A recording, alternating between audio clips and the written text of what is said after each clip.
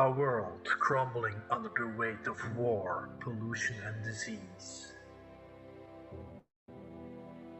As a desperate solution to save humanity. Two brave souls are sent towards the dark depths of space. In a conquest of happiness. Will the solution bring solace to a dying society? Or will it be humanity's final breath? Conquest of Happiness is a 32-page black and white one-shot comic book. Illustrated by Lemons. Conquest of Happiness is now available on yetsalemons.com. Physical copies are printed and shipped near you. Get it now.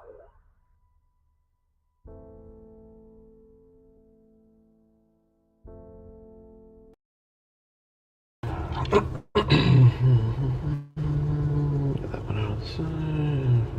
Okay, books go here.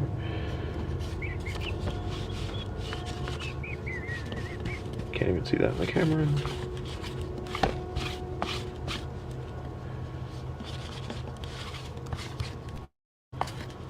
All right.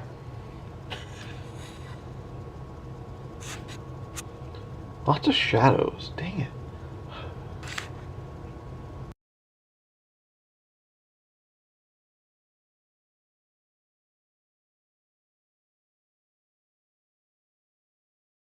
Хоча покажу, як кожен спортсмен піднімає логліфт. Покажи. Можемо почати з T-Rex. Ну давай, бачиш стіну, давай.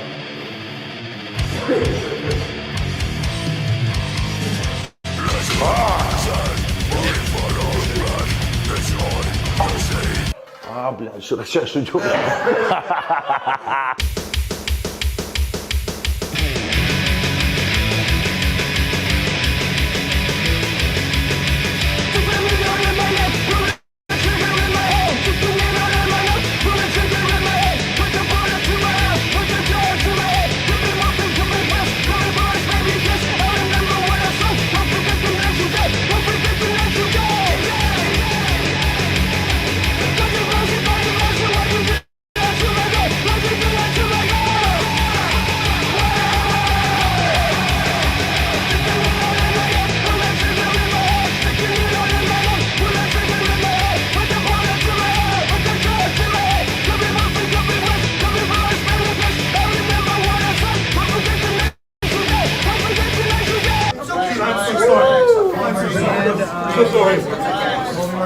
I'm so sorry. Call my roommate, please. Okay. And this is call an ambulance now!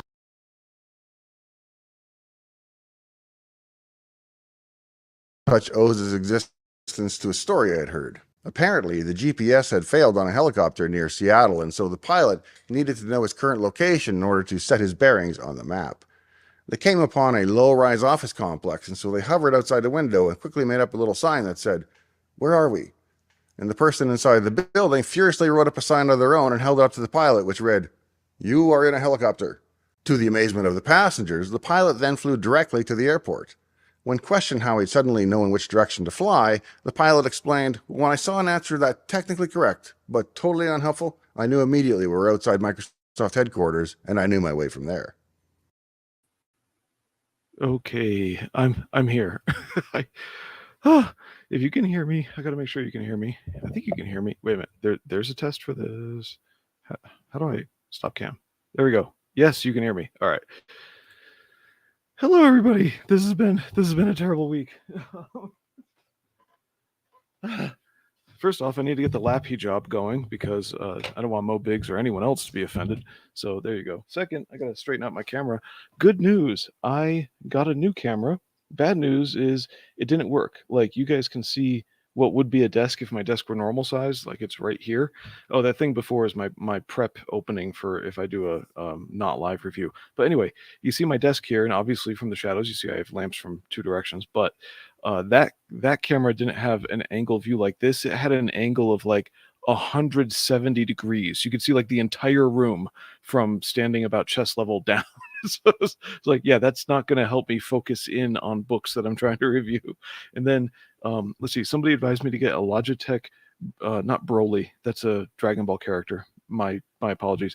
To get a Brio, a Logitech Brio, and I picked up the wrong Logitech. It wasn't a Brio, but it was still like a 920, and that was the camera that had this enormously wide angle, and the control download software for it does not let me change the zoom on it at all. So total waste. Anyway, it looks like I'm glitching a lot. Let me see if I got to close tabs anywhere. First of all, let's close Twitter. Actually, you know what? No, if anybody wants the link to join me, then I need to see Twitter. So that's going to be terrible. All right, I'll do that. Oh, I can close my email. That'll help. Do I have any other extra? I have a ton of extra tabs going. Oh yeah. So pardon if this is a very glitchy stream at the moment. I'm gonna save that session and close that window. Maybe that'll get rid of a bunch of glitchiness. So there we are. Okay, hopefully that'll help free up some memory.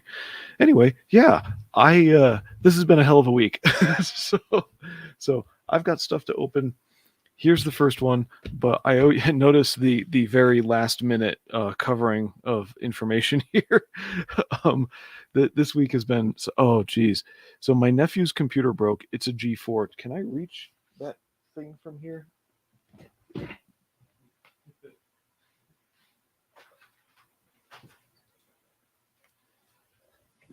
So a few weekends ago, I get a message from him that he's having what seems like power supply issues in his G4, and I had an extra one in the closet, it turns out. So I mailed him mine. This is the one from his because he lives in the same area as my mom, and my family staged a birthday party for my mother. I swear I was about to say staged an intervention, but no.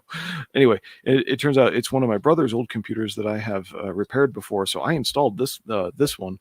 And it turns out it might be the motherboard, it might be the power system in the motherboard, or the power button, or something going wonky. Anyway, so I had another new power unit and mailed that to him. He put it in. Things are still a little wonky. So the next step, because all of his software is like old PowerPC software, is to get him a Mac that runs Snow Leopard, because the Snow Leopard operating system, which is 10.6, if you're into that, or not into that, so you just need numbers, is 10.6. It's from like a while ago. It's up to 2009, I think. That one had a little component in it, so you could run old PowerPC software, PowerPC being the chip from Motorola, which they sold to Freescale. It's a translator, so you could run that software on Intel chips. So I got that built for him, and then we got down there, and it turns out Photoshop 7 is like the only software in the world that will not run on that stupid translator, and that's what he's running. So we're trying to avoid the world where everything is online and your computer has to talk to the server every time you open a piece of software to check your license and crap like that. So we'll just see what we can do with that. Anyway, I built him a Mac Mini. So if you know somebody who can't give up their old Mac software, try to get them on a Mac Mini, like a 2010 or earlier, running what's it called, Snow Leopard, and that'll help them out. So that's been an adventure. That's one adventure. I'll get to other adventure stories after this book. All right, and I delivered that to him, and it was like the most disappointing thing in the world. So we were up really late on Saturday, trying to fix my nephew's Photoshop. But I'm going to open 3 tonight. I've got 17 in the queue. So that'll knock me down to 4, if I counted right. That'll knock me down to 14. If I'm wrong, just +1. I hope Mr. Leach. Oh, and I have whatchamajigger. Whoops.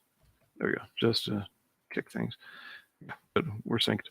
I forgot to greet people. Pardon me. Yeah, people are here. Lion Ratton is here. Hello. Let's see. The first guy here was Tank Ferret. In my own mind, I keep misreading your name and spoonerizing it as Fank Terret, so I'm glad I didn't say that out loud till just now. There is a pinned link if you guys want to check that out. Sorry about being late, everybody. So, hello, Lion. Are we watching laundry? No, that's just an intro that I had recorded a long time ago. And Dean James was here. He comics mate. So thanks everybody for being here. Whoever's sticking around and staying. I don't know if you just like listening to me or if everyone like left. So the difference being who knows what. So jujitsu stories in a moment. Because I got my ass kicked. Okay. I can't see where everything is taped on this. Is one side the hinge? Because I'm not sure which side's the hinge. I think this is the hinge. So let's go this way. Just don't cut the comic book. There we go.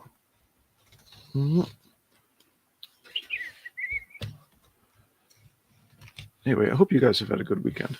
So what happened this week?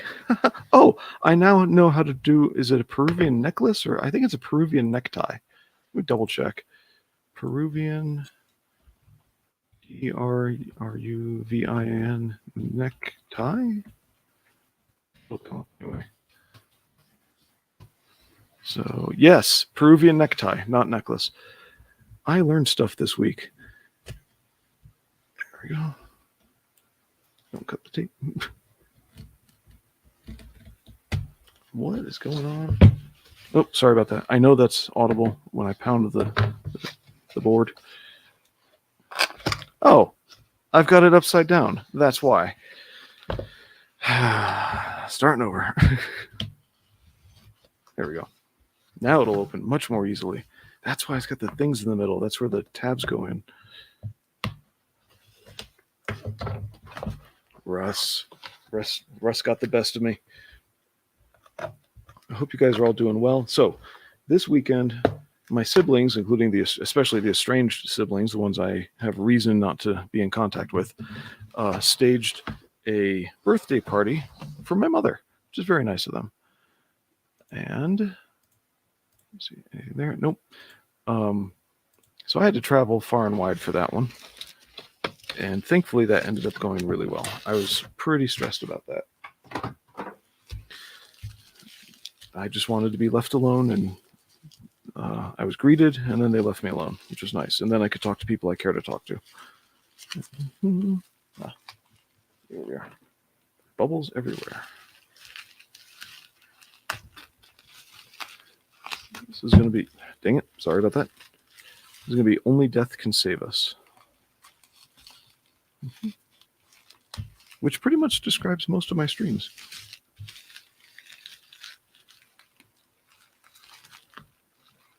There we go.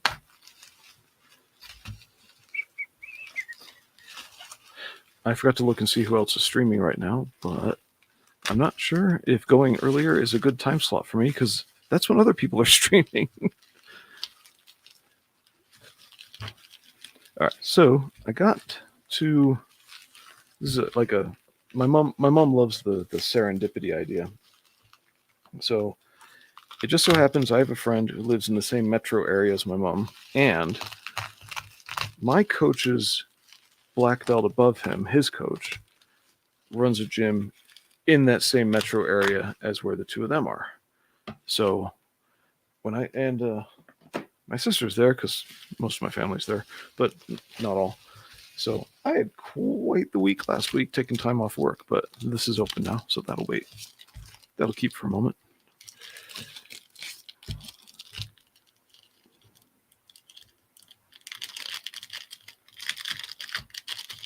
Oh, before you think I'm an Apple guy, I hate everybody. I hate both. I know I showed the guy telling the story about Microsoft, but I've heard that story before without involving Microsoft, and it's quite funny. So what do we got here? Got some prints and a magnet. Cool. I don't see a signature, so I don't know who did this one. Might just be Russ Leach. Man, they came without the well, barely touched, whatever. But yeah, these survived really nicely. All right, am I aimed well for you guys? By the way, if anyone's alive out there, let me know. So, black and white.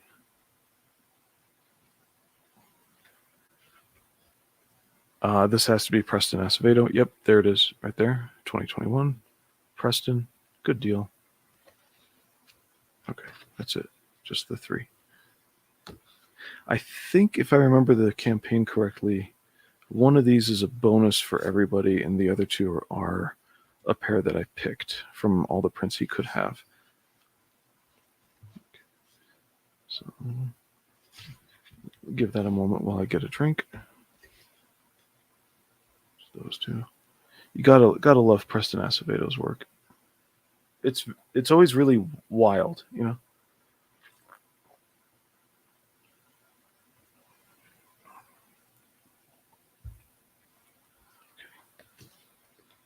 Then we got Batman and Clayface. Yeah, Batman, Robin, and Clayface. Not sure why this is here, but it is. I don't know who that is. It says 2023. Oh, that's Russ Leach. The R is backwards. So upside down, it looks even weirder. So I guess he signs it in Cyrillic. All right. So with that, we have a really cool, whatchamajigger, a magnet. I don't know these characters. It looks like he's got the 6 a.m. comics characters all around him. I know the focus isn't better on this. I hoped it would be. There's no autofocus, but... Oh, yeah, that was an adventure, too. So I had to uninstall the drivers for this camera. Try to install other drivers that didn't work. Can't uninstall those because I can't find them in my system now, even though I ran the software to run them. And haven't reinstalled the drivers for this camera. So I don't know how well things are going to run. This could be crap. And that is what messed up my microphone, making me late. I even saw like the people waiting number go down. So here we are. Leech. I'm pretty sure most of you have seen this already because I am opening it a bit late. Book 2, Only Death Can Save Us. If my lighting is too dim, let me know. I'll move a lamp.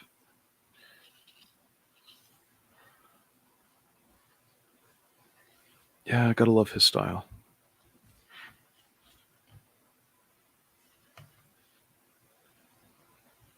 So while I was traveling, I had all these hopes of getting comic books read, including 94 by Shelby and what else did I have? Oh, some other stuff. Nightwolf, because that's a trade paperback. So if I read like 2 issues out of it, then I can just talk about the 2 issues.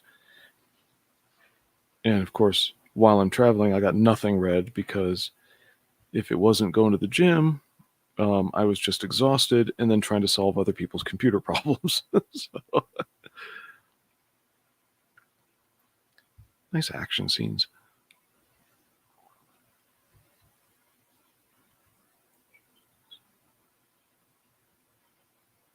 Cool.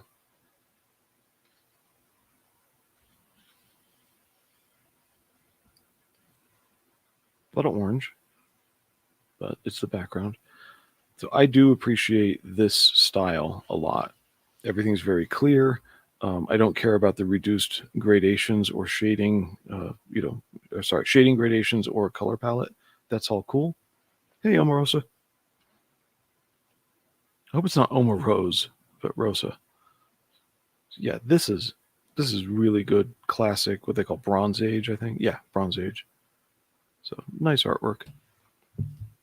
Omarosa. So it said I had 3 people waiting, and then my microphone wouldn't turn on, so I didn't start the stream until late, and everybody left. So I'm just streaming for the replayers. I hope you're doing well. Omarosa. Cool. Yeah. I really appreciate Russ Leach's art. That's book 2. I'm going to set this aside, and then I want to pull out something. I'm going to alternate a little bit on the talking about a story and opening a book. So I got to set this aside, and then I'm going to talk about Akira, which will probably bring what's his name, Mo Biggs out, because he just seems to show up if you ever talk about anything Weebish. so let the Weebery begin. Oops. All right. So while I'm switching books and getting some things out, so this weekend I had to travel, and so first I built that computer for my nephew, and which turned into a total bust because Photoshop 7 we found it online why it wasn't working. It's Photoshop or Adobe does not get along that version of anything from Adobe. Oh boy, it stuck to the artwork. Oh, gently. Anyway, that version of Adobe does not like how that operating system handles memory. So Adobe's one of those, well, they're all very arrogant companies, but it's one of those companies that acts like the only reason you have a computer is for them. So they try to take over almost as your operating system. Doing good or well?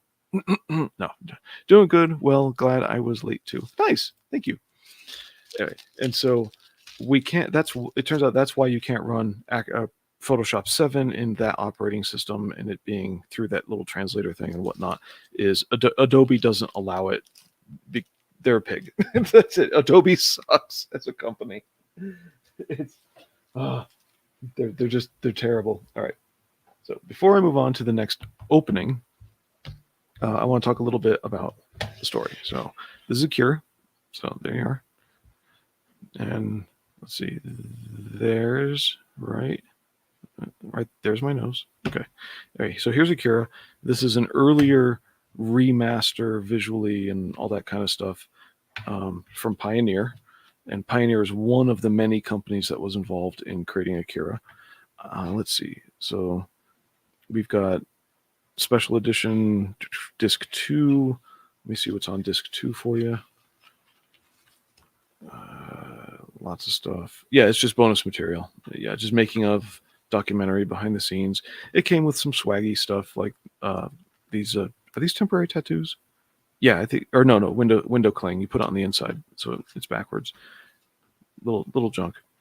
But yeah, this is a visual remaster. It is pretty good, and I think it's not quite as good as what Funimation, even though they're kind of an evil company, it's not quite as good as what they put out years later. But then what did I really appreciate about Akira? And if you haven't seen the film, I recommend it, but I first recommend reading the book. As it turns out, where the book and the film diverge is that the guy who wrote the book directed the animation for the film. And so the first half of the book was, or at least the first 2 volumes of the book, the way it's published now, were done by the time creation of the film started. And then by the time the film came out, he was another third of the way through. So he's 2/3 of the way through the book. And that's where so much stuff got left out of the book. So the book started the film, and then the film finished the story, and then the book caught up to that with all the other subplots. I think those other subplots are awesome. So I highly recommend the book. But in terms of following the story for one character and why, and this is Kaneda here, why we follow a story for one character and what we latch onto and what we get out of it. I thought Akira was an amazing coming of age story. And then prior to this weekend or so, I saw a little documentary online talking about, and I forget, I'd give you the title, but I just can't remember it. So, and it had all to do with what was so great about Akira, what made it so influential and stuff like that. I'll just leave it like this so you have something to look at. Yeah. So why did it matter? And that's the thing about story, is we have to get to the end of either a chapter, a unit, whatever that unit is, especially a unit being sold, and say, what did it mean? What did the downbeat at the end of the chapter that sets up the cliffhanger for the next chapter, or what was accomplished in the chapter, as it were, or in the whole book, that it meant something, even if that's something for the what do you call them? The Tank Ferret's back. Dadland kidnapped me, but I finally broke free. Well, I hope your kids are sleeping in bed okay. Good to have you here, Tank. Anyway, so with Akira, before I open my next thingy, you got Tetsuo as one character, and then Kaneda, shown here, is another character. I'm sorry I don't have the visuals for you. And Tetsuo is in some kind of an accident that awakens his psychic abilities.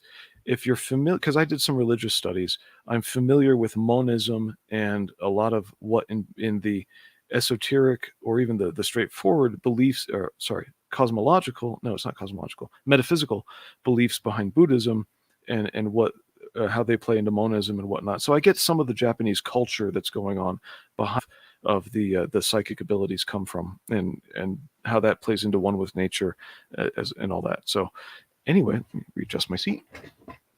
So with Akira, Tetsuo's latent psychic abilities come up, and the first thing about Akira that made it so striking was that this is Neo Tokyo, because Tokyo has already been destroyed by the event that involved the child named Akira beforehand.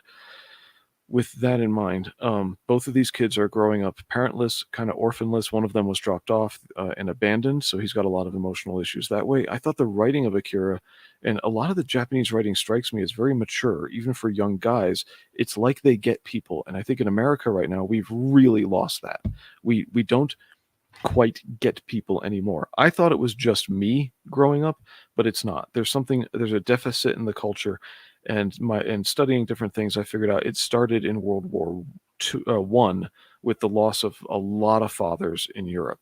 So a lot of dads died. It broke up families. That had an effect. World War II made it worse. And then separate from World War II, the counterculture coming out of postmodern philosophy, as postmodernism got out of academics into more of the world, really pushed that further. So anyway, there's a loss of understanding of people. And I find the Japanese don't quite have that as much. Plus, they survived the end of World War II and saw a lot of destruction and coming back from destruction. Even, if you can say, well, America helped them economically, but that's not the point. It's learning to suffer through and move on. And I think Americans have really lost that. So our two characters, they're in a world that has been destroyed. There's a lot of abandonment and hurt feelings, no father figures except the abusive ones. So, excuse me. I make noises so that you know I'm drinking. And Tetsuo is also in their little friend group. Sorry, he's not. Tetsuo is the other kid. This is Kaneda. But in their friend group, Tetsuo is the one who gets a little bit more picked on among the friends. And so there's that lower social status even among the friends, even though the friends do care about each other and kind of uphold each other a bit, but they pick on each other like any friends or family. And so what happens when Tetsuo goes through this accident and has his abilities awakened, he's still not liking what's happening around him, just rebelling against society. To make it brief, I don't want to get too much into that story. And the whole coming of age, trying to figure out who he is and not have everybody clamping down on him too much, is essentially the thrust of the story. I appreciate stories that go the way of Peter versus Judas. And so the thing that they are facing in this story is the destruction of their society, and then the redestruction from this threat by the kid Akira, who is just this massive psychic. All right. And what ultimately happens to Tetsuo is kind of like a mercy killing almost. But if you watch in the film, and I don't mean when they shoot him, I mean when Akira takes him away. So it's moving on to the next stage, and he needed Akira to take him away. So, I'm really over abbreviating, probably badly paraphrasing what the end of the film is. So, what I mean by Judas versus Peter is both of them screwed up. So everyone focuses on Judas betrayed Jesus, but so did Peter. Peter betrayed Jesus by lying about him. Oh, I don't know who you're talking about, when confronted on, hey, you knew the guy who's going through that kangaroo court right now, didn't you? Which would get Peter in trouble. And Judas sold out Jesus. Well, Judas went back to the Jews and then threw their money back at him, said, I don't want your blood money. And of course, then they couldn't touch it because it was blood money, and they're all about keeping things legal. They have no grace or no mercy, kind of like Ben Shapiro, Orthodox Jews. If you're never sure of this, the Orthodox Jews of today are the Pharisees of the Bible. They are the bad guys. Just so you know. Anyway, so yeah, I just called Ben Shapiro a bad guy for good reason. Legalism sucks. Anyway, but the reaction to I screwed up is, in the Bible, it's based on faith and lack of faith. So with Judas, he despairs for lack of faith. With Peter, he confesses and repents when confronted by Jesus. And with Judas despairing, he commits suicide. With Peter, he basically recognizes forgiveness and appreciates the gift. Back to this movie, Tetsuo and Kaneda are reacting to their environment in two totally different ways. Hail the chat, damn it, Blue. Sorry, I was looking down. Oh, you see, I knew if we brought out the Weebery early that it would draw Mo Biggs to the stream. so anyway. Here we go. Because I'm trying to take it out of the realm of the weeb and bring it into the things we can learn from literature. So they each react differently, and Kaneda is basically chasing after his friend Tetsuo the whole time, and Tetsuo just wants everything off of his back. And so it's not a faith versus lack of faith, but it is two contrary reactions. And ultimately, in the end, when Tetsuo disappears, you can see Kaneda just, and I think it's beautifully done at the end of the film that he's catching what's left of Tetsuo in his hand and holding it before it disappears. So that's really cool. It gives me a lot of sympathy for Tetsuo and what he's going through. I think we need stories like this, whether they are weeby or not. I'll let that pop up. Yeah, whether they're weeby or not, we need stories like this. And there are plenty of stories, American stories. I just can't think of them right now. So I saw a cool video about Akira. They didn't say what I'm saying now, but I'm bringing that out, that Tetsuo he's not a villain. He's just a very sympathetic character, and he responds one way as opposed to another, that whole Peter versus Judas thing. So what do we got, Mo? I actually watched Akira in high school. I had a friend who was a proto-weeb. Ooh. Cosplay is just weird to me. So the whole idea that there are people who go to Japan with an honest belief that the weirdness they see in Japanese junk TV is how people really behave, like all the over emotive screaming and whatnot. Oh, geez, how stupid do you have to be? Okay, proto-weeb who was trying to convert me. Thankfully, I pulled him back from the ledge instead. Good. My weebery is really, believe it or not, it's really small.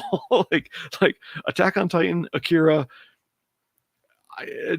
maybe something else, I forget. So, anyway, there's my thing on Akira. I think it's a really valuable story, no matter what Mo Biggs feels. So there we are. All right. And okay, next package. So this one's going to be quick and short. Yes, I tore the label off. Sorry about opening late, guys. There we go. By the way, if midnight Eastern is a better time for me to start as opposed to 11:30 Eastern, let me know. I will, and if I could start earlier, I may. So I run deliveries in order to, because I can't take passengers in my vehicle. I run deliveries. It like by contract I can't, and I do that to pay for all my hobbies, like my gym and my books and stuff like that. So that's going downhill, and so I might have to take a weekend job instead of running deliveries to pay for my gym and buy comics. So that's going to change my schedule a whole bunch, but it'll save me on gas like no other.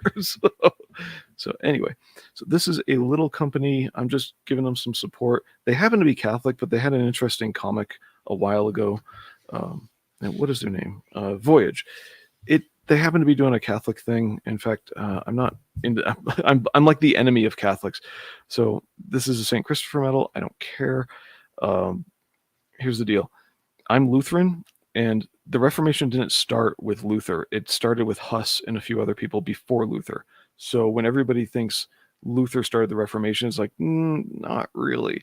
But because of Luther, a whole bunch of what you think of when you think of Luther are offshoots that went in directions he never wanted.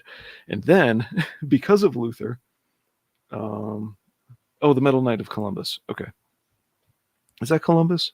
I don't know. I can't tell from here. I thought it was St. Christopher. St. Christopher is the Travelers. This might be Columbus, and I mixed it up. Sorry. I don't remember the promo from this. We'll look at the art while I babble. And, okay. Basic serviceable art. Gets the job done. I'm not seeing right away any problems of like flow.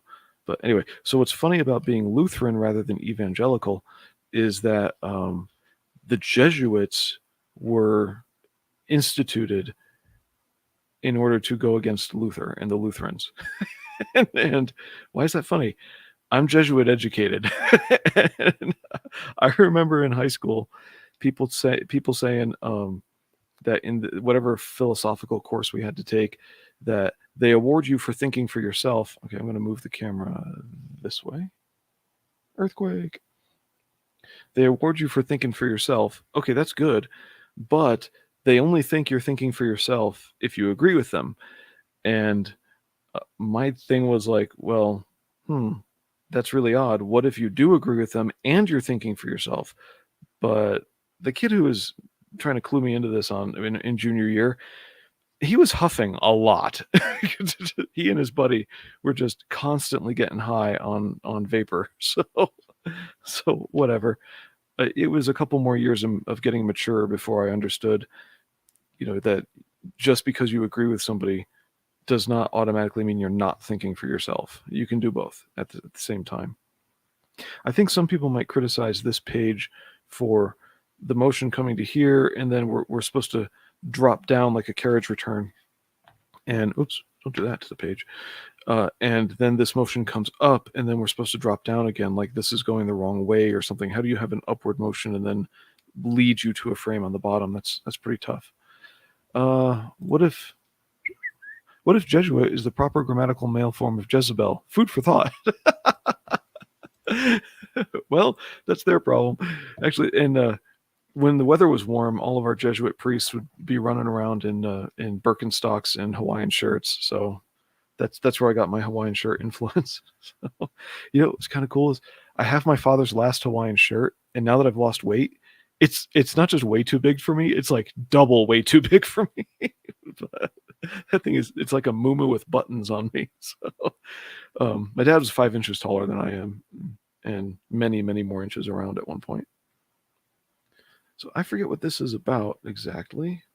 Let's see if we have anything here. Okay, that's not going to be a synopsis. So I don't. Okay, here we go.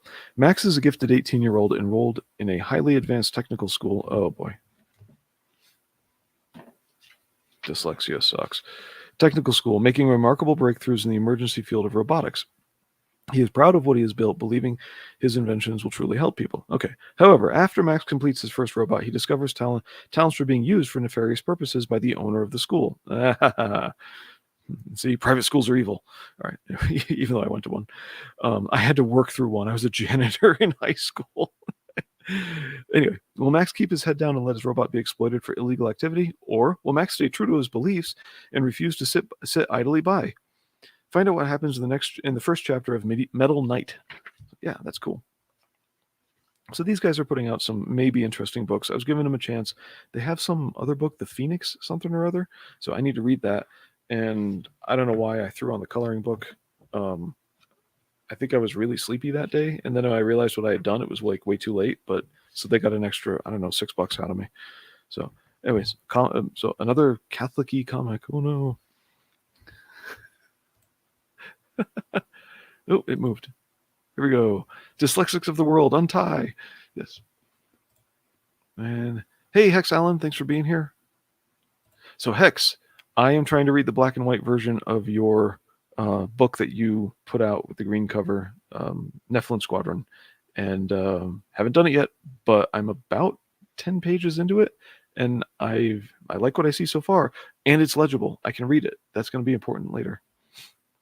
All right. See what's here in a moment. As Homer said about Hawaiian shirts, there are only two kinds of guys who wears those shirts: gay guys and big fat party animals. Okay, all right. So there's a line in a movie my sisters used to watch all the time about all gay men like track lighting. And as we were moving out of the house, getting older and stuff, my dad, like most fathers do, they end up taking over one of the bedrooms as a craft room or a sewing room or an office. In this case, the parents do that. And my dad took over one of the bedrooms as an office and installed track lighting. So, one day this happened a couple times. He'd come out of the back hallway while my sisters are watching a movie.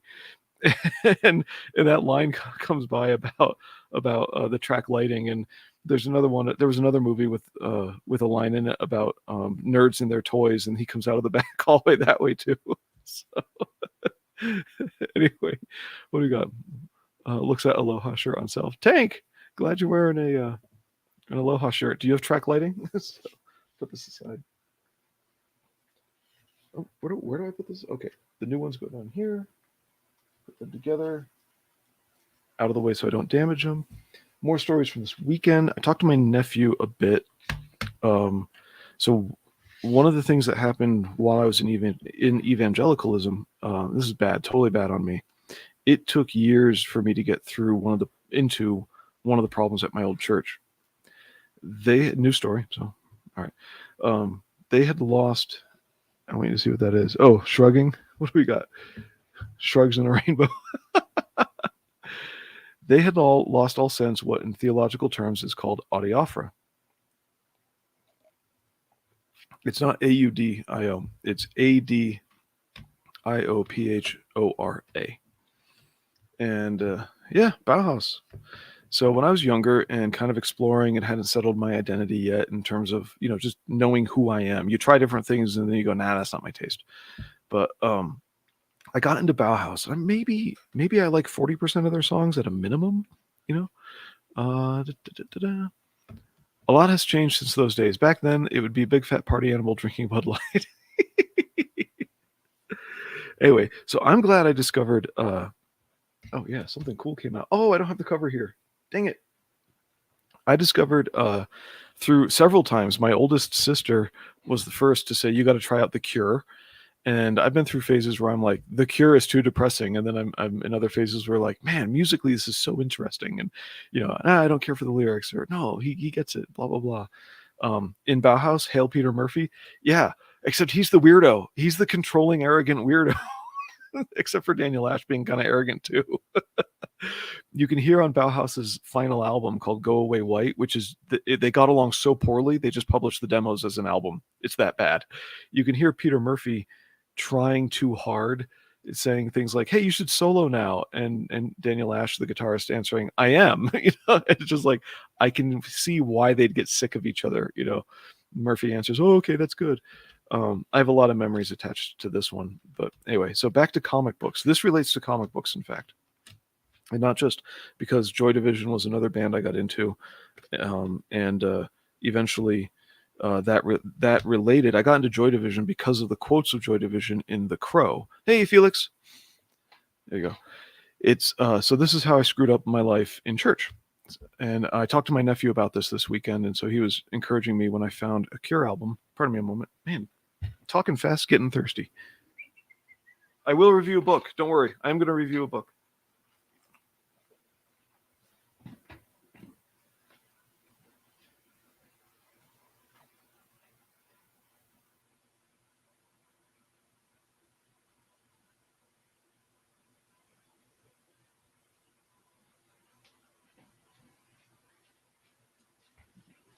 Okay, I'm back.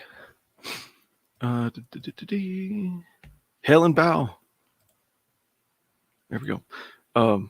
So yeah, found this one. This is fine. I almost pre-ordered this. I would have paid like $15 extra for nothing, but found this in the shop. So The Cure finally came out with their remaster. I know the discs aren't in it. I popped them out. I keep my paper covered stuff separate, and then I put the discs in a case. So the case can go on the shelf, and then I keep this somewhere nice. It came with a booklet in there, and the third disc came in the side of the sleeve there. So yeah, here we are. If you remember way back when this came out, there was a cassette that came out called Lost Wishes, and they had 4 tracks on it that were leftover instrumentals where they were finished songs and recorded, but he never wrote lyrics. And since they were fully recorded like studio wise, he put them out as that cassette to raise money for some charity. I forget what.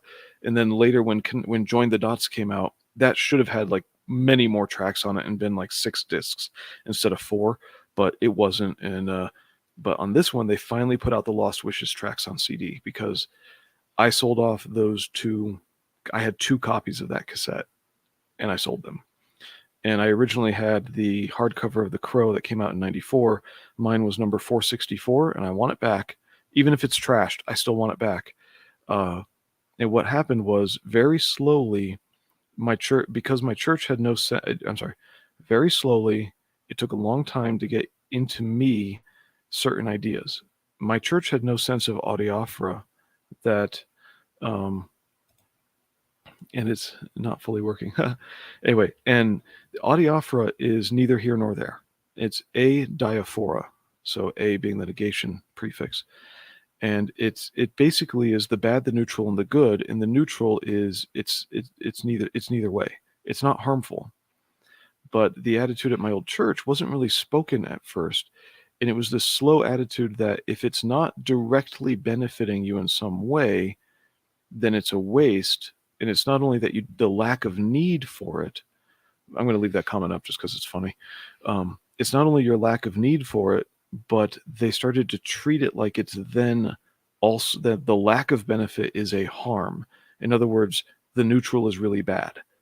And it's this weird, quiet, undefined cultural thing that took years to get into me. And at first, it was just really easy. Like, a couple of Nine Inch Nails albums really just drew malice out of me. And I thought, that's not good. I should get rid of them.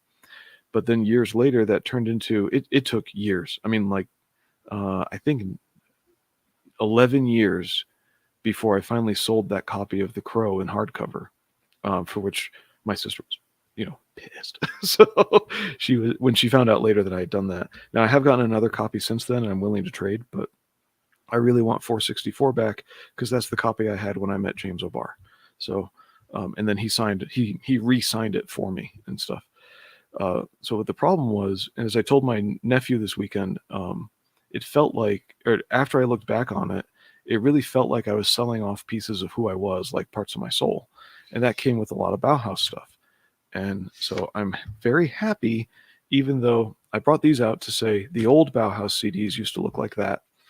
And this time, this is a newer print from Beggar's Banquet. They look like this, but I finally tracked down the British copy of Burning from the Inside.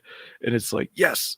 So it's after going through such a horrendous experience that I did, that church eventually turned into, it's just really nice to be getting, you notice I turn all my covers inside. There's a reason for that, but I'll get into it. It's just really nice to be getting back into comics and things I enjoy. And it's been a slow, long crawl. And it's very hard to find some of the things I used to really enjoy. So I'm very happy. This weekend I found it. So that was cool. I found it. Okay. So my next opening, let's see, we got 2 down. This is the paste. Oh yeah. Before I go on, that comic the comic company Voyage, they do put out. I'm pretty hard mo. I'd say it's working well. Cool. Thank you. They put out a nice book here on faith in Tolkien, even though Tolkien was Catholic and I'm totally not, but still, if you're into that stuff, there it is. I have so much computer work to do. All right, I've covered this one up. This is the main attraction tonight, and then I will get into the books. I have 1 book, so that's why I'm telling stories. Anyway, what I really hope from that story about I'm getting my stuff back is not, the point isn't, yay, look at me.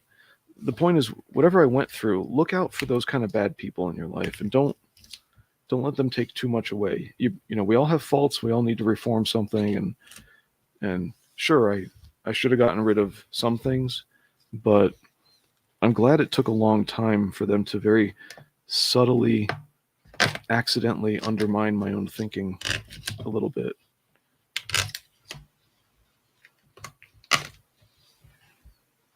And not fully there. Even then, I got in trouble a lot because I never fully bought into their attitude, which was just terrible.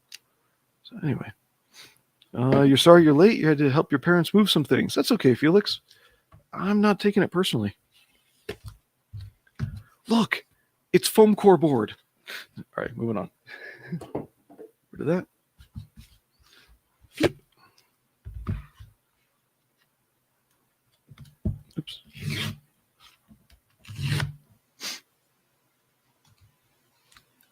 Oh, wow. This thing goes right to the edge. Right in there. Now I know what this is, by the way. Oh, hey, thank you. Yeah, Liam is working really hard on a lot of stuff. And because he's ADHD, among other things, a little bit. And he's been very public about his stuff, so I hope I know I'm not violating anything. Because he's ADHD, it's becoming really hard for him to like not do more before Wonder Island comes out. So please go back his book. I think Kakshi Murd3r Dolls, that one is totally worth it. And I know some of the background stuff on Wonder Island, so I think it's really gonna be worth it because he's told me. Okay. So as you know, this is the. Oh, you're welcome, Felix. This is the Eric NINALTOWSKI fan channel. Holy cow, it's a magnet. I got more magnets. Yes. This is so cool. I wonder.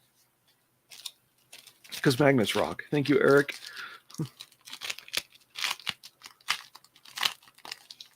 I know they'll stick to the fridge. I can tell by feeling them, but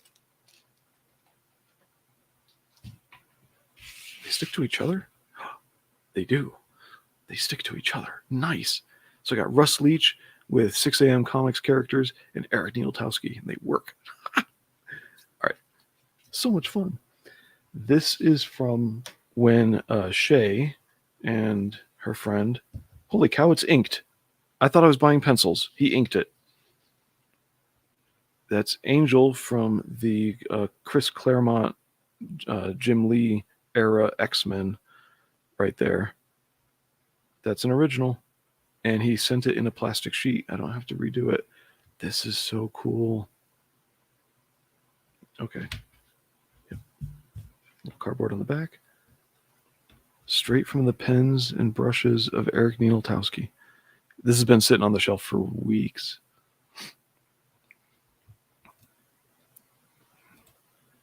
Yeah. I really appreciate this guy. Little bits of whiteout. A little whiteout up here. Man, I love his lines. I want to get like a magnifying glass and just look at this thing. So white, he does emphasis and edits with whiteout like everybody does, but little streaks and splatters. This is awesome. I am very proud to own his stuff. You know, even just his comics, not even like special stuff like this. I'm proud to own this, but he's just such a good guy. So please do support Liam Gray's. How does this? Oh, okay. It's open on 2 edges. Got it. Okay. But yeah, please. I think he cut this so it would fit in the mailer, which is totally fine. It's not a problem.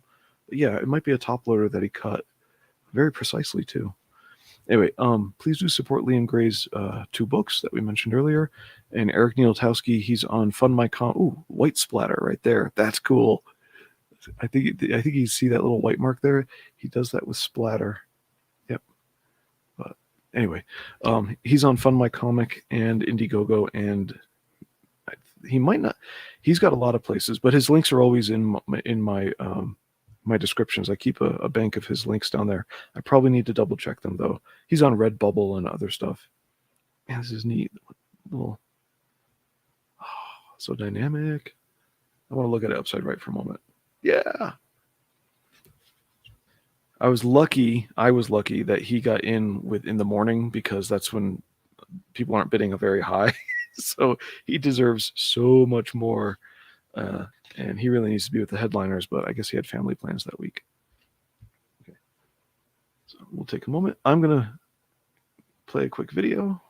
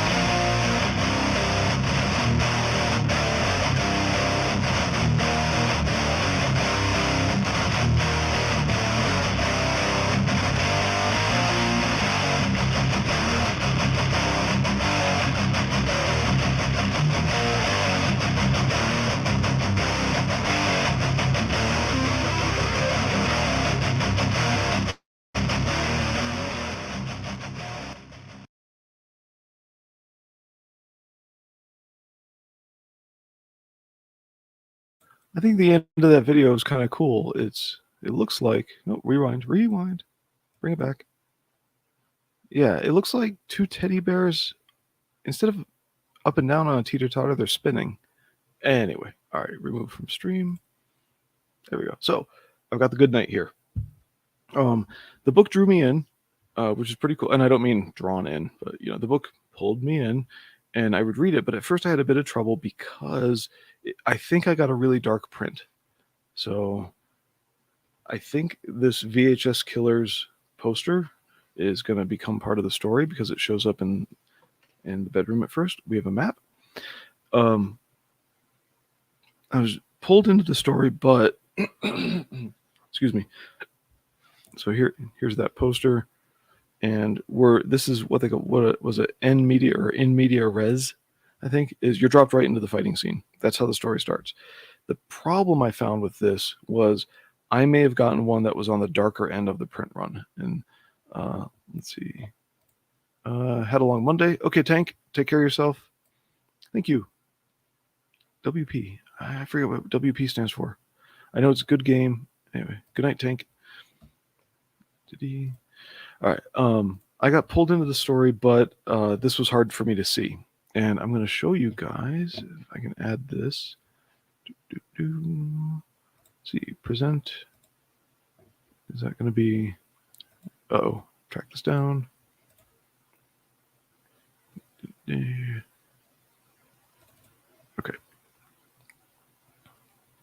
It's loading. I got to clean up a little bit. Sorry. I see the chat moving. Felix Haas is posting links. Thank you. Oh, Hexalon is taking off. Or is he? Later Hexalon? Okay. Anyway. Uh-oh. Oh, I can't. Okay. Pardon me. I can't share a open program if it's only shrunken. So here we go. Share that window. Add stream. Here we are. So we have a PDF. I'm in the middle of the book here. Let's run back. As you can see, it's very dark. Okay, so this is the book we got. The Good Night. And I'm going to let you guys see a few pages. Let's jump down some pages. Like so. She didn't sign this one. Mine's signed. Anyway, opens with a map. Maps are always cool. The continent of Zarthus. Let's see. This PDF. Oh, no, you're still here. I thought everyone else was leaving. Okay. Good night, Tinker. I got confused because Felix said goodbye to you, and I just didn't find where you said you were leaving. No big deal. The problem's always me. It's okay. Anyway, the continent of Zarthus. This is a cool map. I think it's neat. The Queen Belladonna's castle, you can see my little hand here over the PDF, is like this entire area. That's like a third of the land on what we're seeing. And then there's a Atticus and Cassandra's underwater kingdom. They're not mentioned in the book. The Dragon King statue. I should probably look for these things as I read. And my weekend was so busy that I didn't get to read until today. So you're getting some raw impressions. Not totally true, though. I did read like 5 or 6 pages before the trip, and I thought I was going to get more read on the trip. In fact, I thought I was going to get, and I know I'm small right now, but can I swap these? Does that even work? No, it's not. It doesn't work. All right, remove. I thought I was going to get a couple chapters of Nightwolf read so I could review for you guys, and I really hoped to get some 94 read, even though probably everybody in the world's read it already. But so maybe next time. Anyway, back to this. So I like that she has a little map in the front. Those are always tons of fun. They're more tons of fun than most fat people. So here we go. But for this, it was a bit harder to see in the book. So print runs can vary. Sometimes you'll get a darker end of the print run. And just on my screen between the paper in front of me and well, my other screen is generally brighter. Yeah, both of my screens. This screen that I have it on right now, it makes no difference to you guys. You see it very differently from how I see it. There's more contrast. If I put it on my other screen, there's less contrast, but it's still bright enough. So the book for me printed really dark, and especially on this next page down here where my finger is, we can see that in what is this right here. So a few times reading my paper copy, it sunglasses, I love it. Anyway, when I read my paper copy, it was hard to see what's really going on. Like this frame in particular, on StreamYards, it looks pretty good. Even on my screens, it's a little bit dark. But this area right here, the contrast is lower, and it's the worst is the paper, and then one of my screens, and then on StreamYards it looks okay. So I think that's one problem, is the pre-press maybe needed some help. I like the art styling, you know, the very oil painting digital styling. There's a lot of use in this book of depth of field and focus. That becomes a little bit of a problem a couple of times. So jumping into the story here, it opens up immediately into the action. Oh, I got a cough. Excuse me. All right. So we're immediately into the action. There's a messy, what looks like a messy house here in Santa Monica, California at 1:45 in the morning. Poster on the wall. But a lot of thought and work went into why these are being laid out the way they are, why she's breaking the panels to show her so much bigger. And this pudgy little teddy bear, he's kind of fatter here than in other scenes, on a boy's bed. And this boy, I think he's like 14. So he's not just a little boy. By the way, this is by Mystical Comics. You can still get a PDF of this in the links in the description on mysticalcomics.com. PDF is $6. And it starts right out. Belladonna, stand back. I won't let you take him. And she says, you're too late. Appears to snap her fingers, and these weird little beasts come out from everywhere. She wakes the kid up. The magic is shown by this sort of, oh, I'm sorry. I was going to do something. I was going to shrink my screen so we could get in better, like that. There we are. Okay. There. So now I've shown you a few whole pages so we can zoom in and see a little bit better here. So she's stealing him away, things are grabbing his leg, and he's being pulled under the bed. And literally, they go to the other world. He's saying, help. He's being dragged under his bed. So the whole monsters under your bed thing is a nice motif here. And the kid gets kidnapped. So then we are introduced in the next. So he's going to go after them, grabs his sword out of the laundry basket, and heads under the bed too. This is a double-page spread, so I'm going to have to shrink it a bit. And telling us that Zarthus, a living planet with 1 foot in the grave. That's up here. And then down here, current location is Zigar, which I think is the continent we know. And again, this was harder to see in the print. This tower, in my print copy, I can't even distinguish this side of the tower. So again, I think it's a preprint issue. And and it may be just a printing variation that just happens. It's not a giant crime. But I think it's something to be considered that, yes, it's a very dark story and the darkness fits the story, but I think it's worth looking at in terms of fixing the artwork. Can I make this? No, I want to make that as big for you guys as possible. There we go. All right. So we jump through, and the lettering's fine for the most part. I think there's one place where the balloons need to be switched one above the other. So somebody we don't know, we don't get a proper name for. He's actually 3 people, and he's a dragon. So that comes out later. What do you want? I request your assistance. My young master has been taken. By whom? Love the proper grammar there. So he has a disembodied head hanging around his neck or coming out of his chest, and a Necronomicon-looking skin book with a face on it on the back. It turns out this is, as we find out later, this is his wife, this is his friend on the back, and he caught his wife with his friend, so this is what he did to them. So it's pretty dark. That comes out later. But they, and so what happens here, the purpose of the scene is to introduce this dragon guy. We don't get a name for him. We eventually get a name for these two on the front and back. I think we don't get a name for him. And for some reason, they're waking up and saying, where are we? It appears that we're on Zarthus. So these people can travel multiple realms. Who knows what? Boom, right there. And They know each other. Nice to see you again, Alexander. Will you help me? And the dragon is asking, I ask you for a favor. She says, all right, what is it? We don't get to see the favor.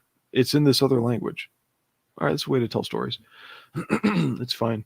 Whatever it takes. Do we have a deal? Yes. And so he's going to use the magic book with Edmund. That's this friend's name. Show us where the boy is. Again, magic is delineated by these vapors coming off. Put it down. And so I like the use of visual cues is good. And some, whatever the magic is, he picks up the teddy bear. Oh, so cuddly. So, in the promo, there's a promo video. It's 22 minutes long that, what's her name? Crystal McGee did explaining some stuff about where the teddy bear motif came from. I'll get to that in a moment. And let's see. So they're going to travel, hold tight, however they travel. Be on the lookout and keep your voices down. He's got his little angry eyebrows. I think that the expressiveness done on the teddy bear is really good. That he's always got a face there, a good face going on there. Thank you, Mo. All right, so we're going to jump scenes, so I will stop there. I need a favor. Okay, what is it? Do you know what a furry is? Mo, you and your degeneracy. I always thought furry was just, all right, some people like to play mascots, until I found out what it really was. And oh man, it's a hiding place for people who want to disturb children. Very scary, very bad. So we have a change of scenes here. Jack is the boy's name. This guy is chasing after Evelyn. Where is he? And what's with his he doesn't look like he's looking around very hard. She's yelling for Jack. How did she know Jack even left? This weird magic starts. Don't know what it is. And it must be him. And she passes out. He starts to transform into this devil dude and heads under the bed. Okay, way to introduce characters. Excuse me. We're given a lot of mysteries here. What I'm finding is that there are a lot of hooks, a lot of introductions, but when it comes down to what did it mean, it's a little bit weak at the end. I'm not saying it's empty, it's just a little bit weak. Thank you, Felix. I know that the emojis don't quite show, but if you can see the chat, yes, he's giving very appropriate emojis. So, in response to the furry thing.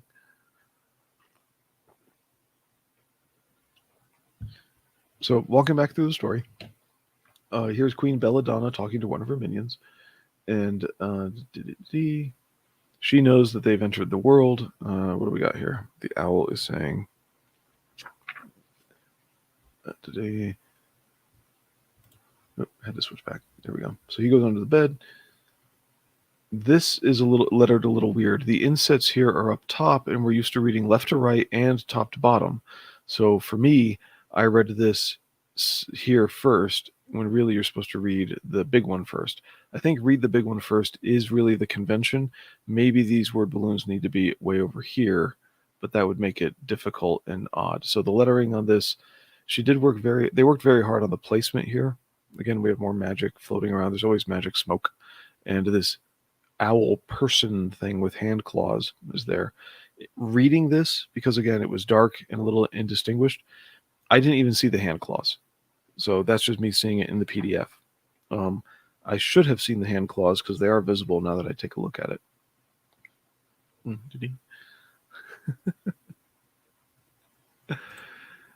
The title of Blues Review, good enough, I guess, night. I know, I don't say things very distinctly all the time, but all right. So there's some arrangement here that I think needs to be fixed, maybe a little bit. Now, there was an editor, so critique where it's due. Bonnie McGee, who I would presume is related to Crystal. I like the characters in here. Crystal does characterization pretty well, so you can tell who people are very easily. You're not left guessing or things like that, unless you can tell it's intended to be a mystery. Then there's little bits. But what would you, Zayumir? What would you suggest, Zayumir? I propose that we keep them busy with a little distraction. Send it out. Keep me abreast of the situation. And now, when I first read this, it was totally not making sense to me. Of course, my queen. Will that be? Or of course, what will that be? All my queen. Have a messenger send to Cronus. So we got somebody else coming along. Did he? She may be. She may be. Yep. Yeah. So poor Bancroft, the path he has traveled down. I remember when he was young and innocent. All right, moving on. Anyway, we'll have to tell Jack, son of Eric. Oh, okay. So this is all connecting well, that we know Eric is his father, and despite this creature, etc. And then later in the story, it's established what really happened. So what do they want with the boy? Queen Belladonna plans to use him as a vessel for the Dragon King. That may or may not be Cronus, as a means to save Zarthus. Oh, how lovely. This planet uses the royal bloodlines as a sort of conduit to feed off of. When Jack's father left, he doomed, and then they get interrupted because here's Jack's father. And somebody says, Edmund says, we're being watched. I think that's Edmund. Yeah, that's Edmund in the book there. All right. So they look around, and this guy who has no name so far, the carrier of Edmund, and the woman whose name I forget, transforms here, and he is now fully a dragon with Edmund on the front and his wife on the front and Edmund on the back, etc. She says, "Look out!" Apparently, a woodland giant was beneath them the entire time. Is this supposed to be them dodging out of the way or falling off as the giant stands up? So that's a little unclear. I like what's trying to be done here, but a problem I had in reading the story was things that are visually unclear. So you see the soft focus on a lot of the artwork. That's really cool, but we need better contrast areas to make sure that things are clearly presented. And then they attack the giant and fight. Again, it's a little unclear what happens in the action scene because it's so sparse. She's using a lot of white space, but it's hard to tell what's what exactly. So even here, here's the dragon and Eric the father facing off. And and our teddy bear, Alexander the teddy bear is telling him, telling the dragon he's with us because he recognizes Eric's father. He knows what's really going on. Eric's father is breathing fire, little fireballs at the knee here, etc. They fight this thing, and again, things become unclear. Here's a leg. In the print copy, it was actually hard for me to make out bits and pieces of what was happening because I can see the leg, I see the fireballs. That part's easy, leg. It was where all the stabbiness is coming from. So he's stabbing in an eye, so he's up on the giant's face. The eye is popped. We get that. He falls off. Okay. Why they're attacking the giant, I don't know. It could have just been walking by. Double page spread. Sorry. So fire to the other eye, etc. Battle, quick little battle. But he's grabbing the teddy bear, and our dragon friend with no name is, and we need a name for the dragon. We got names for the other characters. Is being grabbed, but why is he being let go of? Is that because of the eye gouging and flaming? He says, I'll give you a lift and throw him. And then on this inset, this could be anybody's chest. It could be Eric's chest over here. It could be the giant, but I thought the giant looked different. What's happening? And there's blood here, but why? And then I had to figure out this little boogery thing right there is Alexander. So I'm being pretty critical on the lack of clarity. Whoa, too many zoom ins. What? Okay. There we go. So that's Alexander flying in there. And in the print copy, I'm going to look. He is a couple of pages behind.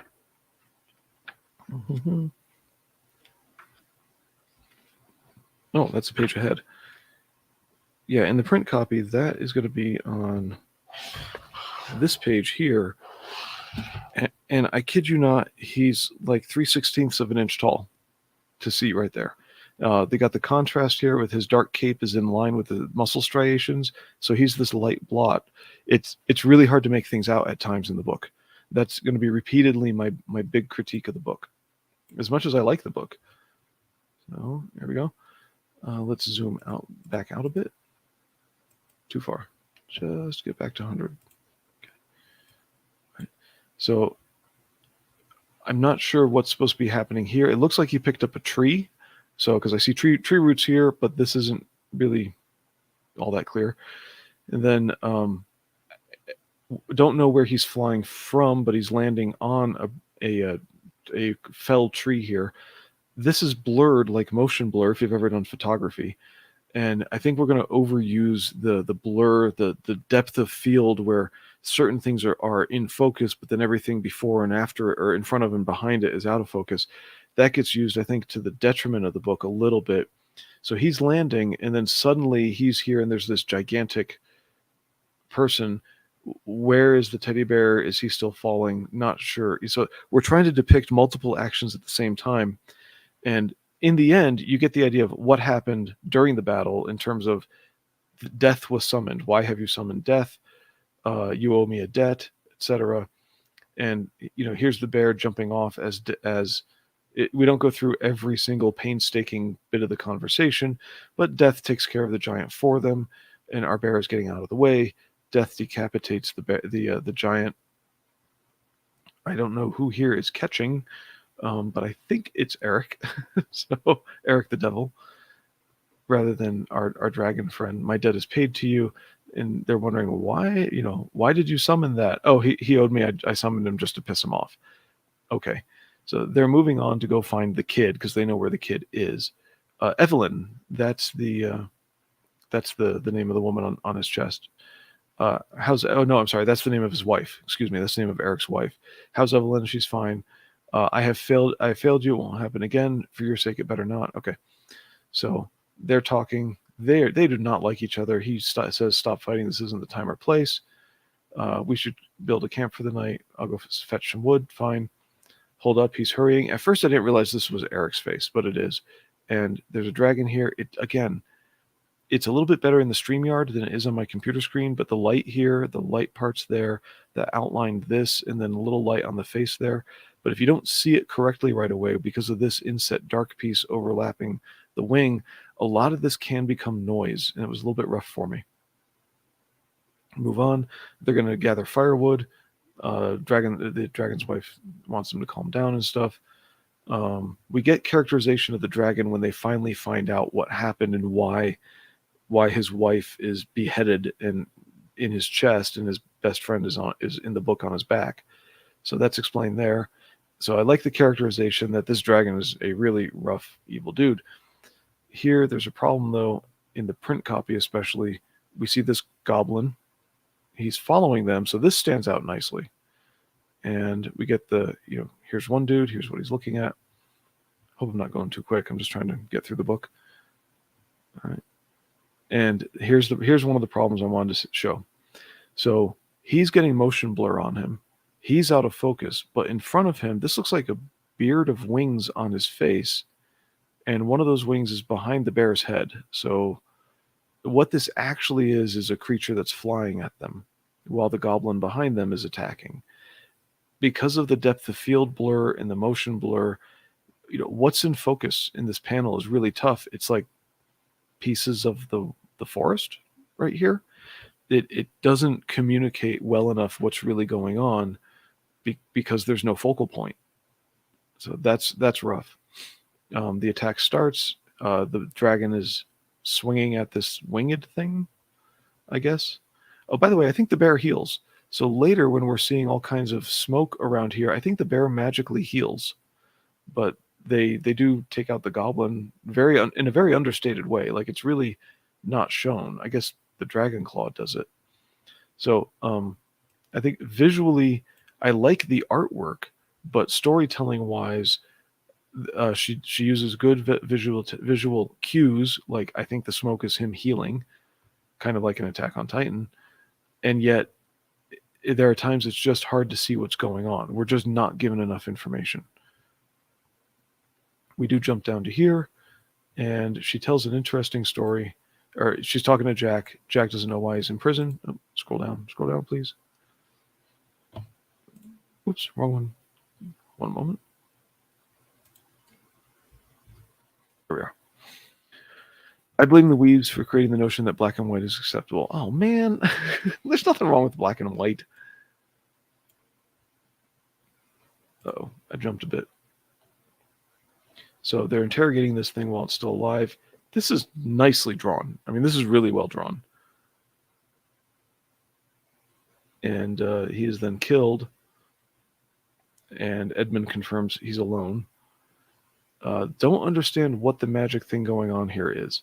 So our dragon grabs his head, rips it open, pulls something into or out of his mouth magically there. You know, not sure what's happening. But that was part of the battle that we missed. He says, let's go. Our Alexander's in shock. No. Yeah, and there he is dead. Okay, now, sorry about the jump. Now we're in the prison scene.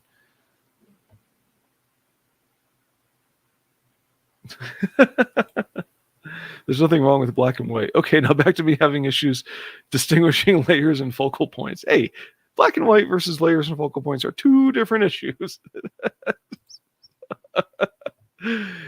Anyway, story-wise, it's interesting. She tells a little story asking him, do you know why I took you?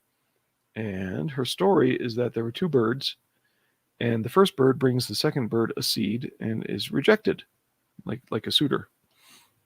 And so a third bird comes along, and the first bird approaches the third bird and is accepted. So the second bird, hey, Jason Black, your opinion, please. Is black and white art wrong? Because this is... Where's Mo? I need water.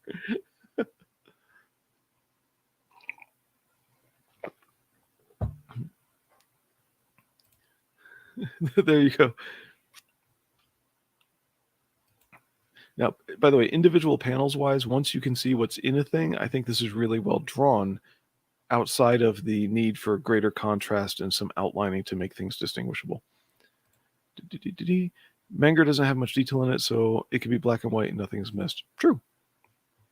All right, to finish this bird story, the second bird immediately, after seeing that the two birds have a relationship, flies into a rage and kills the two birds to take the seed for itself. And of course, Jack says, I don't understand. And so Belladonna and her incredible build here goes ahead and says, oh, calves, says, sleep on it. All right, these shoes take me out of the story. I just noticed them just now. Those don't look like they fit in this world. But that's because I'm only really filling them in with my head, like, what would they be made of? Anyway, she says sleep on it, figure it out. I think what she's saying is she wanted Eric. Eric went for another woman. Jack is the seed, and so she's taken out Jack's parents. So these guys are setting up camp. They're going to move on as the day goes on. I like the little flip that we find out how bad our dragon character is. And then Alexander notices this guy behind them. I think if blue and 80s have a common interest, if you know what I mean, smooth and round. That's what we like. So is something wrong? Oh, it's nothing. What did you see? You know when somebody's lying. And someone that I haven't seen in ages, he lights a fire. The best way to light a fire. I mean, if you can, do it. Should we be worried? Do they pose a threat? If it was truly him, then God help us. And what are they going to do? Camp there and sleep all night? To be continued. So that's our little cliffhanger. Legs and feet. Did someone say swooping? Not sure what the...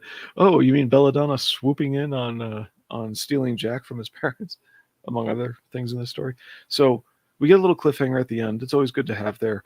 The characterization is all there. It's all just set up. But what does it mean is really not about Alexander at this point. What it means tells us really what Bonadella or Donabella is up to. And I hope I didn't screw up her name. So, the story has to mean something, and it's what's the villain up to. So it's a villain setup and not a hero setup in terms of something happens and it's meaningful to the hero, which is, normally what we see in a lot of stories. So writing wise, I don't see a problem. We're introduced to a lot. It means something in the end. We get the idea of what this is supposed to be. This is number 1 of 12. So we could go places with this. As you can tell through the entire book, by what I've been saying, improvements to the artwork. This is funny. I'll just leave that. Oop. Improvements to the artwork would be the gradation and stuff like that needs clarity. I think that's a little bit of what's lacking. I like the art style in terms of trying to be a very shaded, gradated oil painting, but the clarity suffers. So there we are. Yeah, that's my quick walk through the book. Anyway, any questions? No. Anyway, I hope you guys are all doing well. Now that you're here, Mo, I can ask you for do go check out her new campaign, and you can get the PDF for $6 on her website. So I'm not sure what's in the new campaign exactly, but can I take a look at it? Let's see. Not that campaigning is what I really do on this stream. Indiegogo, good. KNIGHC. Yes, that link.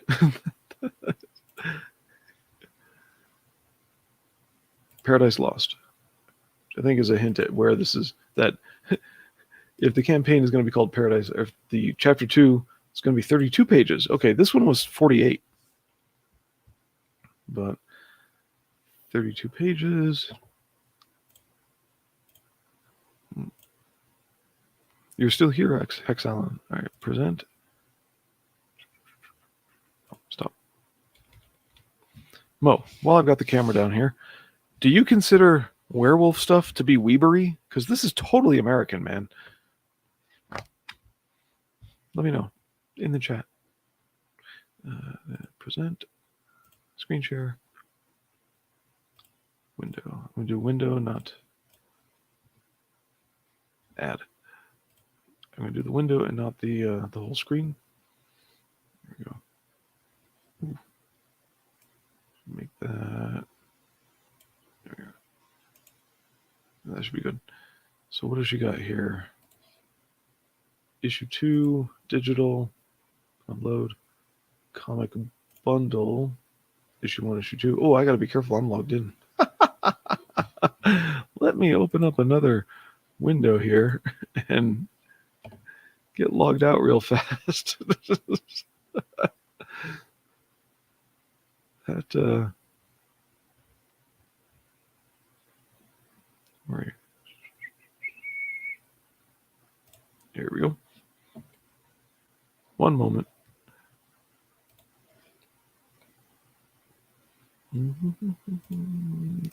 Log out.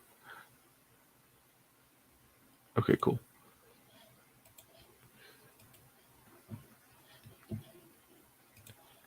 You appreciate Blue's honest reviews. Thanks, man. I'm sorry I don't have time for other people's streams as much as I should. That'd be nice. All right. So, oops. Stream down here. Comic bundle. Yes, you can still get signed copies of 1 and 2 right there if you want a paper copy. And remember, my dark copy may have just been a dark end of the print run. She has a link to her website here, which Felix has been putting into the chat very nicely. I hope it loads. It doesn't like my VPN. Yeah, it won't load. my fault. There's a lot of places that don't like my VPN. Number 2 has 3 pages in color at the front, right here. Love the purple. Green, purple, and blue are my favorite colors. So we're picking up where we left off, I think. Well, duh, it's a number 2. There we go. So here's our main cover is by George Alexopoulos. This is cute and creepy as hell all at the same time. Like those teeth, man. Those are not bear teeth, and they should be. What the heck is going on here? So there should be waiting for it to pop up, and then I will end the stream. So we got script and story by Crystal McGee, edits by Bonnie McGee again, interior arts by Francisco Nardi, letters by Eric Weathers. That's why I could read them. Okay, and art by George Alexopoulos. Oh my gosh, I said something negative about Eric Weathers earlier. I'm gonna have to go beg for forgiveness. Yeah, he's a nice guy. I appreciate him a lot. And what do we got? Blues reviews are solid and informative, but they could use a bit of flair. I'm wearing 5 pieces of flair now. What more do you want from me? All right. Like when he was reviewing Blade Devil, he should have found an entertaining old school Zack-inspired way. Oh, you mean like tearing the book apart? I could do that now to put it out of its misery. Yeah. Okay. Because of the whole thing where you want to push your trash down, you know, when you throw something in the trash or whatnot, my trash was full and I had vegetables to peel and whatnot. So I put the book next to the trash bin, you know, so it's between the wall and the trash bin. And then I keep forgetting to put it in the trash, like on the top of the trash before I close the bag and, you know, pull the bag closed and tie it and whatever. And so that book is still there next to my trash bin. There we go. I've been waiting for that one. When Zach tried to read Aquaman underwater. I wonder if that was one that that one woman wrote. But anyway, yeah, I could go grab that book and like bring my paper shredder up and just shred it 1 page at a time if you want. But oh man, I don't want to. Oh, anyway. You could use the book as a lure for a fizz trap. What? What is a fizz trap? I'm looking that one up, possibly regretfully. FIZZTRAP. Please answer.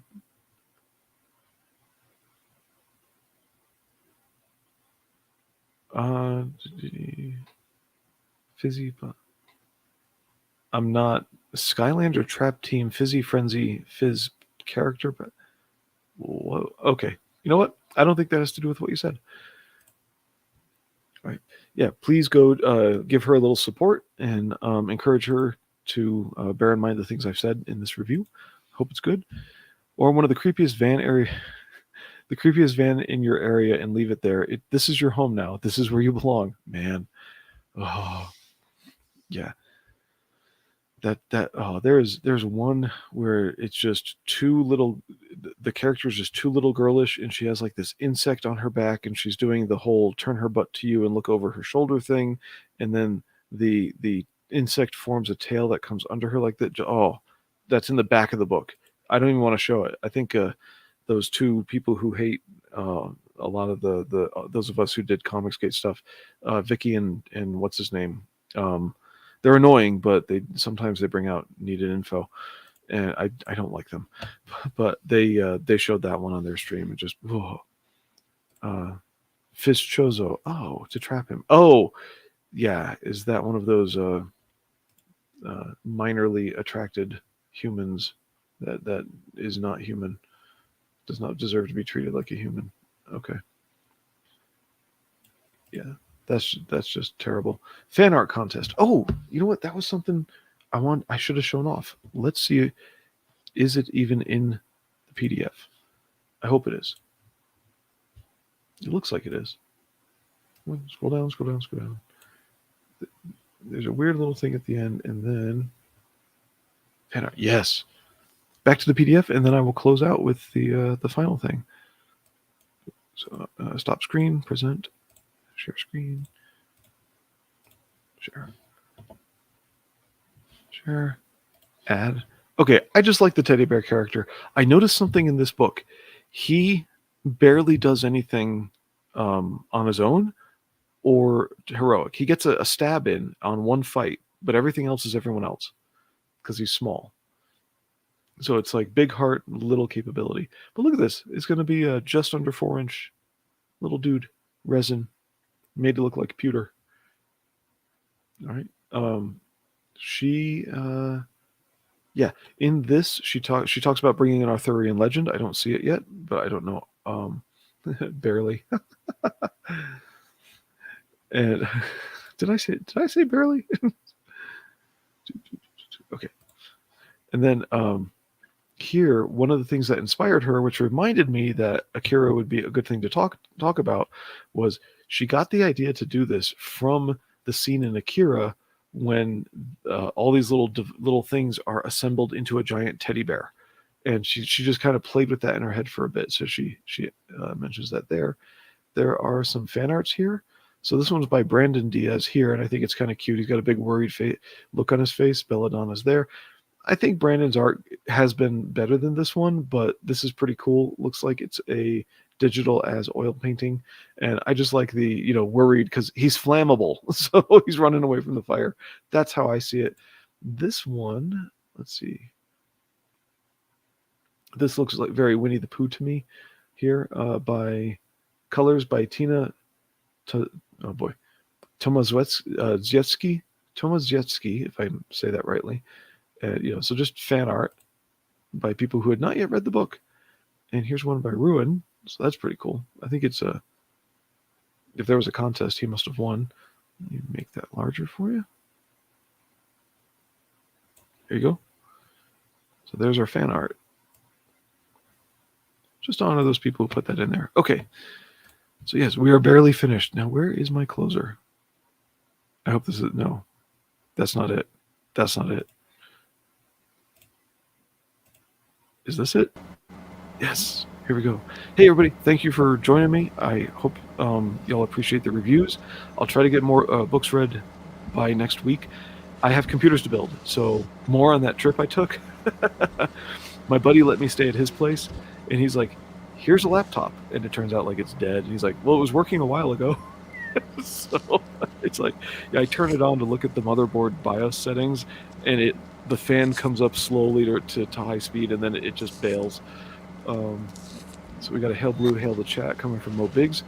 Let's see, his wife wants to do something that I did years ago for myself, which is build like an old XP Windows 2000 box to put all the old 90s and early 2000s games on. So they have an old machine that they've given me to see what I can do with that.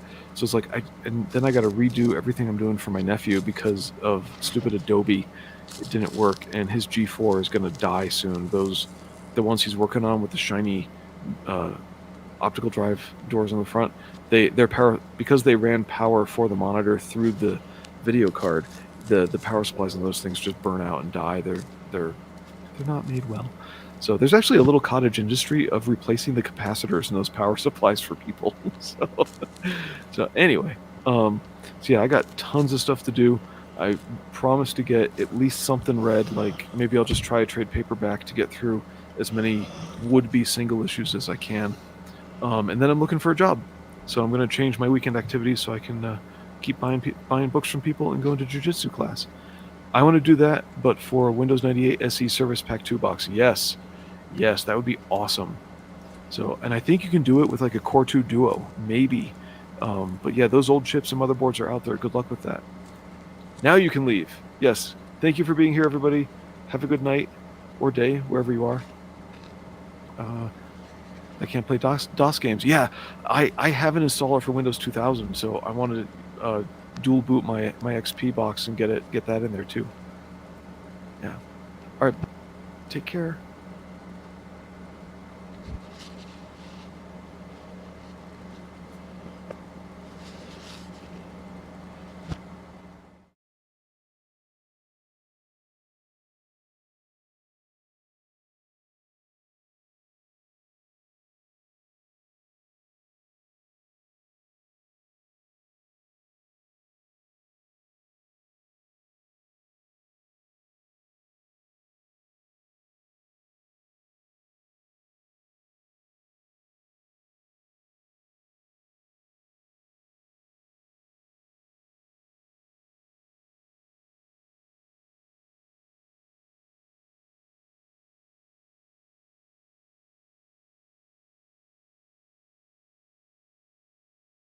Хоча покажу, як кожен спортсмен піднімає логліфт. Покажи. Можемо почати з Тірекса. Ну давай, хочешь стену? Давай.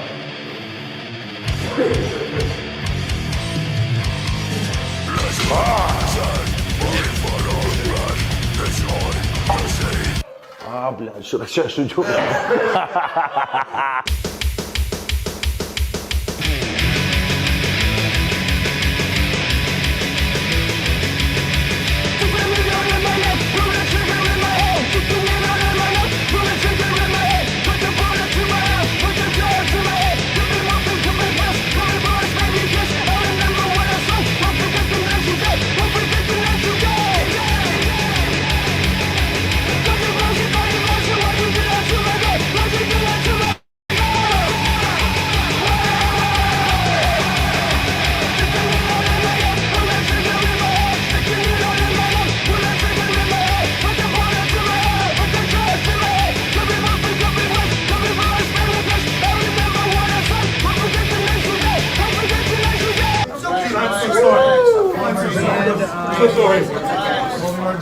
I'm so sorry. And this is